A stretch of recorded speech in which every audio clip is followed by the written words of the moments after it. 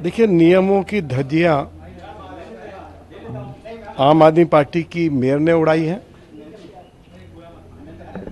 और ये सब कुछ दिल्ली के पूर्व मुख्यमंत्री और आम आदमी पार्टी के संयोजक अरविंद केजरीवाल के इशारे पर हुआ है।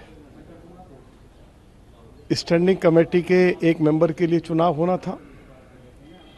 तारीख दिल्ली की मेयर ने तय की और चुनाव मैदान से भाग खड़े हुए। दिल्ली के ऑनरेबल लेफ्टिनेंट गवर्नर को इंटरवीन करना पड़ा और आज चुनाव कराया गया। आम आदमी पार्टी के काउंसलर्स ने उसमें पार्टिसिपेट नहीं किया। भारतीय जनता पार्टी के सभी 115 कॉरपोरेशन के मेंबर्स उपस्थित रहे और उन्होंने अपना वोट श्री सुंदर सिंह तंवर को दिया। मैं उनको बधाई देना चाहता हूं। अरविंद केजरीवाल जब पहली बार जमानत पर जेल से बाहर आए, जब लोकसभा का चुनाव था, तो लोकसभा में उनकी बहुत ही बुरी हार हुई। उसके बाद एल्डरमैन्स का मामला सुप्रीम कोर्ट के पास गया और सुप्रीम कोर्ट ने एल्डरमैन्स की जो बारे में जो सुनवाई की और जो दिल्ली के ऑनरेबल लेफ्टिनेंट गवर्नर ने एल्डरमैन्स की नियुक्ति के समय में जो फैसला लिया उसको सही ठहराया। स्टैंडिंग कमेटी में आज भारतीय जनता पार्टी विजयी होती है। जोनल कमेटीज का चुनाव होता है तो 12 में से 7 zonal committees Bharatiya Janata party जीतती है। अब स्टैंडिंग कमेटी का गठन जल्दी हो जाएगा। चेयरमैन और डिप्टी चेयरमैन स्टैंडिंग कमेटी के बन जाएंगे। स्टैंडिंग कमेटी की बैठक जल्दी से हो जिससे कि नगर निगम को सुचारू रूप से चलाया जा सके।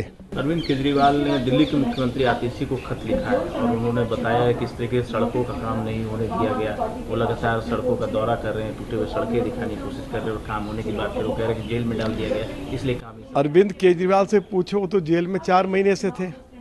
वो 9.5 साल से दिल्ली को रूल कर रहे हैं। आप दिल्ली के किसी कोने में चले जाइए, चाहे वो PWD की सड़कें हैं, चाहे नगर निगम की सड़कें सारी टूटी पड़ी हुई हैं। दिल्ली की सड़कों पर कूड़े का ढेर आपको दिखाई देगा। जो अरविंद केजरीवाल ये कहते थे कि हमारे हाथ में नगर निगम दे दीजिए, हम 1 साल के अंदर कूड़ों के जो पहाड़ हैं उनको समाप्त कर देंगे, तो दिल्ली नगर निगम में मेयर आम आदमी पार्टी की थी। अब कह रहे हैं कि 2028 तक हम इन कूड़ों के पहाड़ों को हटा पाएंगे। तो दिल्ली की स्थिति बहुत खराब हो गई है और क्योंकि अब स्टैंडिंग कमेटी में भारतीय जनता पार्टी को पूर्ण बहुमत हासिल हो गया है और हम उम्मीद करते हैं कि जब स्टैंडिंग कमेटी का गठन हो जाएगा तो स्टैंडिंग कमेटी अच्छे से काम करेगी और दिल्ली वासियों के हित में काम करेगी। और जिन परिस्थितियों से आज मुकाबला करना पड़ रहा दिल्ली के लोगों का, इससे छुटकारा मिलेगा और दिल्ली नगर निगम जो है वो बेहतर तरीके से दिल्ली के लोगों की सेवा कर पाएगी। स्टैंडिंग कमेटी के एक मेंबर जो कि हाउस से चुने जाने थे, उनका चुनाव दिल्ली की मेयर ने हाउस कॉल करके करवाने के लिए डेट रखी। कल चुनाव शुरू हुआ, लेकिन ऑल ऑफ सडन आम आदमी पार्टी के पार्षदों ने हाउस में ना आकर बाहर बैठकर नारेबाजी करी। हाउस में आकर मेयर ने कहा कि इस चुनाव को वो एडजेंट करती हैं। चुनाव एडजेंट करके वो निकल गई, जबकि सुप्रीम कोर्ट के ऑर्डर के हिसाब से इस चुनाव को कराना जरूरी था, क्योंकि दिल्ली के विकास के बहुत से प्रोजेक्ट पेंडिंग हैं। दिल्ली के कूड़ा उठाने वाली कंपनियों का कॉन्ट्रैक्ट खत्म हो चुका है, पार्कों में काम करने वाले कर्मचारियों का कॉन्ट्रैक्ट खत्म हो चुका है, दवाइयों का कॉन्ट्रैक्ट खत्म हो चुका है। अगर आज ये स्टैंडिंग कमेटी मेंबर का चुनाव नहीं होता तो स्टैंडिंग कमेटी फॉर्म नहीं हो पाती और दिल्ली के विकास के फैसले लटके रह जाते।